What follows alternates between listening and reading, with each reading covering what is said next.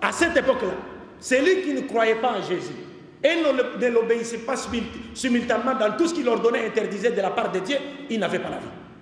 Et ça, je termine en disant, mon cher frère, pasteur, que tout prophète de Dieu, à son époque, était chemin, vérité et vie pour son peuple.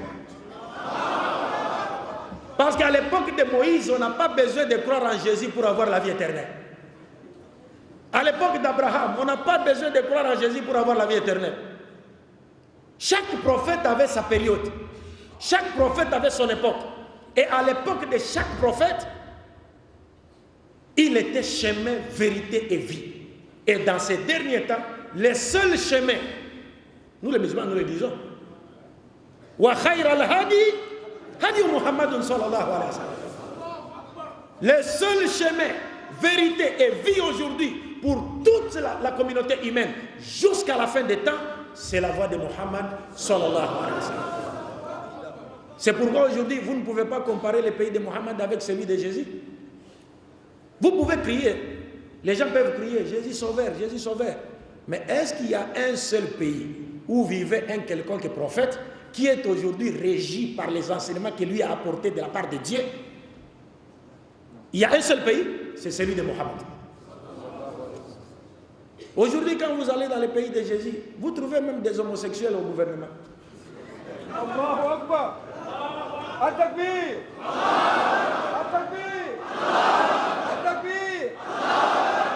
Et ceux qui se réclament aujourd'hui de Jésus, leur religion existe et ça fait plus de 20 siècles. Mais cette religion n'a jamais réussi à transformer une seule rue, pour ne pas parler de village. Une seule rue seulement, moralement, les gens abandonnent la prostitution, les vols, ainsi de suite, ça n'existe nulle part. Alors si elle est incapable de transformer la vie des gens sur terre, sera-t-elle capable de faire entrer les gens au paradis? Réflexion. Donc, quitter l'islam, aller ailleurs, est simplement synonyme de quitter le paradis et aller en enfer. Allahu Akbar. Allahu Akbar. At-Takbir. Jazakumullah khair. At-Takbir. At-Takbir. At-Takbir. Bon, c'est pas notre cas. Bon, on m'a posé une question par rapport à la Bible, pour la modification de la Bible. Mais j'ai dit que ce n'est pas notre thème. Donc ça n'a rien à voir avec les thèmes. Les thèmes des conférences qu'on a abordés. Mais sinon, il y a beaucoup de choses à dire là-dessus. Parce que j'ai abordé dans le passé un thème intitulé « La Bible à la barre ». La Bible à la barre. Et les chrétiens pensent qu'il n'y a qu'une sorte de Bible, qu'une seule sorte de Bible. Non, il y a au moins 4 ou 5. Il y a une Bible de 22 livres, Bible de 35 livres, Bible de 66 livres, Bible de 73 livres, Bible de 74 livres. Mais la plupart des chrétiens ne le savent pas. Mais comme cela n'est pas l'objet, n'est pas notre thème de ce soir, ni la question là également par rapport avec les thèmes qu'on a abordés dans le passé, je les mets de côté, Inch'Allah. Il y a une autre question? Oui, il y a des questions. On peut lire. Une question. Parmi les émissions de débat que vous avez eu à faire avec les chrétiens, y a-t-il parmi eux qui sont devenus musulmans? Beaucoup. D'ailleurs, je disais que dernièrement, pendant le mois de Ramadan, je visitais l'une de nos provinces en RDC, la province de l'Équateur, avec l'un de mes élèves. C'est un chrétien également converti à l'islam, le frère Ibrahim Lekaka. Et pendant le mois de Ramadan, nous étions partis faire la da'wa là-bas.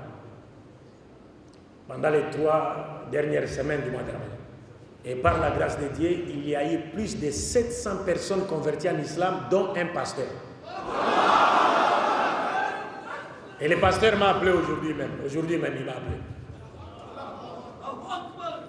Plus de 700 personnes. Et on a fait des débats avec les pasteurs à la télévision jusqu'à ce qu'un pasteur a payé l'argent pour qu'on cache les CD. Wallahi billahi, nous étions obligés d'aller chercher un musulman. C'est une autorité militaire qui est partie là-bas avec des policiers pour aller récupérer les CD au studio. Parce que les gens ont peur de la vérité. C'est comme également aujourd'hui au Niger, je viens, la fois passée, je me rappelle, pendant que je me préparais à quitter le Niger, il y a un groupe de frères, pasteurs, chrétiens qui sont venus me voir. Donc ils attendent seulement la dernière minute.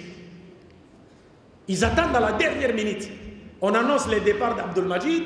Alors, ils viennent maintenant. Non, nous voulons un débat. Mais où étiez-vous pendant tout ce temps? Où étiez-vous? Et aujourd'hui encore, on me parle d'une autre personne. J'ai dit, écoutez, nous ne sommes pas venus ici pour faire des débats avec les chrétiens. Ça, c'est un premier point.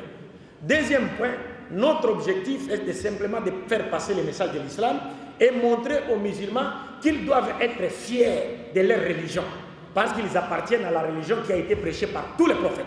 Et par ricochet, avec notre conférence, nous essayons, par la grâce de Dieu, de créer une ceinture de sécurité autour de la communauté musulmane face à ceux-là qui acceptent, n'est-ce pas, les récompenses de ce monde bas et vendent leur paradis au détriment de quoi? De la vie de ce monde bas. Est-ce que vous comprenez? Donc aujourd'hui, en moi, je dis, écoutez, comme je ne suis pas venu pour cela, mais si vous voulez un débat, c'est simple. Vous écrivez officiellement à la communauté islamique. Vous demandez à avoir un débat avec Abdul Majid. Abdul Majid est prêt, mais avec deux conditions. Deux conditions. Que le débat passe en direct à la fois à la télévision et à la radio. On va se convenir sur la manière dont va se dérouler les débats. On peut accorder 15 minutes au premier orateur, après tirage au sort, pour qu'il n'y ait pas d'injustice.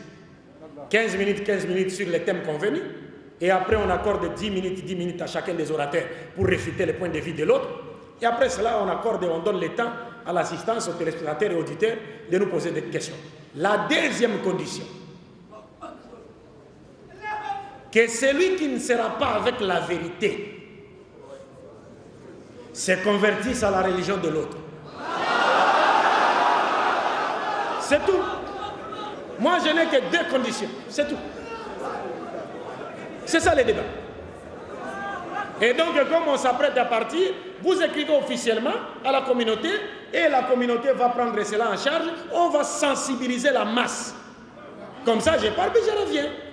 Dans le calme, on le fait. On saura où est la vérité. Mais déjà, j'attends certains, ils commencent à dire quoi? Ils commencent à dire non, s'il part, si Abdul Majid partait, on va prendre toutes ces conférences.